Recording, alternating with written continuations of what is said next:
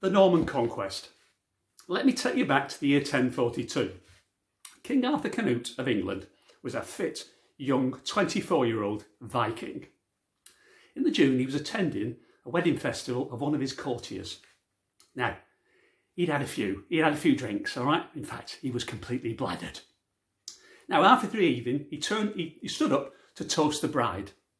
He'd only been on his feet for a couple of seconds. As poleaxed, he fell over, couldn't speak, died some time later. He was succeeded as king by Edward the Confessor. Now, in itself, not much of an event. You know, he was young, but he'd had a few drinks. He could have died, heart attack, stroke, who knows. Anyway, take you forward 11 years to the year 1053. Now, King Edward the Confessor was holding a banquet. And one of the guests was Godwin, Earl of Wessex. Now, although Godwin was Edward's father-in-law, they were enemies. I mean, Godwin had only just come back from a period of exile, and him and his sons had been a thorn in Edward's side for years. Anyway, Godwin had a few drinks. In fact, he was bladdered. And then, as if poleaxed, he fell over, couldn't speak, and died some time later. Now, either Edward was the most unlucky, or lucky, depending which way you looked at it, host, or something untoward happened to those two guys. Now, I'm not saying that Edward did it personally, but rich and powerful men had the ability to hire herbalists to administer certain potions, like belladonna. No, that's Madonna, singer. All right, this is belladonna, deadly nightshade. Now, conspiracy theory, I agree, but you know, you never know. It could have changed the whole course of the English monarchy. Now, when Edward came to the throne, he'd been in exile for most of his life up to then. And in fact, he was half French. His mother was Emma of Normandy.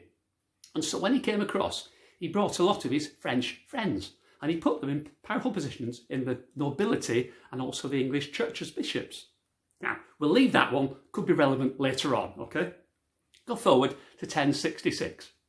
Early January, Edward the Confessor is dying. Now, he's been a weak king for a number of years, and there were quite a few men, powerful men, around Europe who were eyeing up his throne, and these included Harold Godwinson, the son of Godwin, the one who died in 53, Harold's brother Tostig, King Harold Hardrada of Norway, and William, Duke of Normandy, but to name a few. So, Edward, just about dead when he nominated Harold as his successor.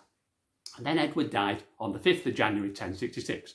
Now, the Witan, or the Saxon Parliament, agreed with his choice, and Harold was crowned king on the 6th of January 1066. Well, William, Duke of Normandy, was furious. He said that Edward had nominated him for the throne years before, and in fact Harold had said he'd back his claim. Not likely, not likely. Anyway, so he immediately started building an invasion fleet. Now, once Harold heard about this, he gathered his army together and he went across the Isle of Wight to await the invasion. Now, I'm not quite sure why the Isle of Wight, because it seems a bit out of the way to me. However, it possibly covers the south coast. I don't know.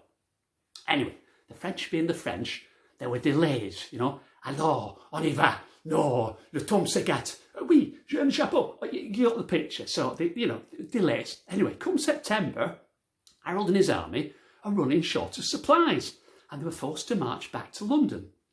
Arriving back on the very same day that exiled Tostig, Harold's brother, along with Harold Hardrada and his Viking army, landed near the mouth of the Tyne in Northumbria. Well, initially, the nobles in York mounted a sort of quick army to confront the Vikings, but they failed at the Battle of Fulford on 20th of September 1066. And in fact, they left York's defences pretty weak, and the Vikings were easily able to take that city. Harold was forced to march north.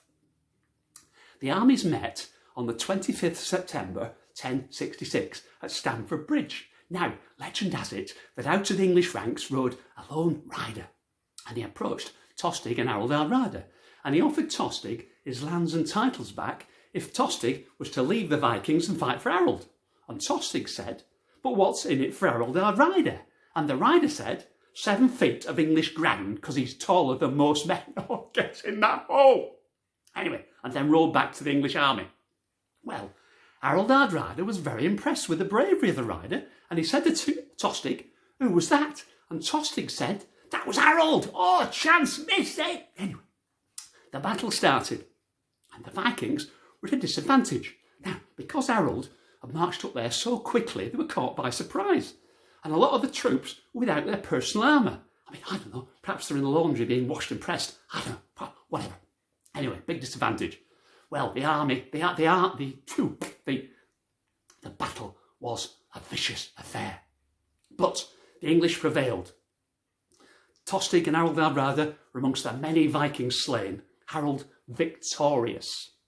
Anyway, 3 days later, Harold was told that William, Duke of Normandy, had landed on the south coast.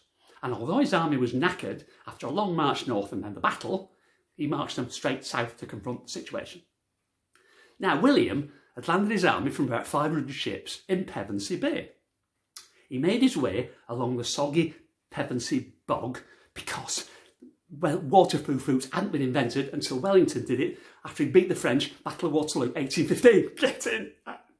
Anyway, they're marching along, and they go, and William takes his men north towards London.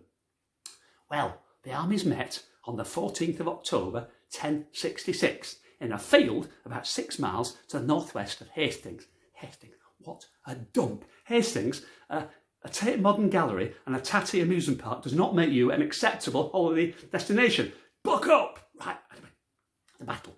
The English army, 7,000 strong, good, strong men, lined up on a ridge overlooking the battlefield. Their shields locked in a shield wall, forming an almost impenetrable barrier.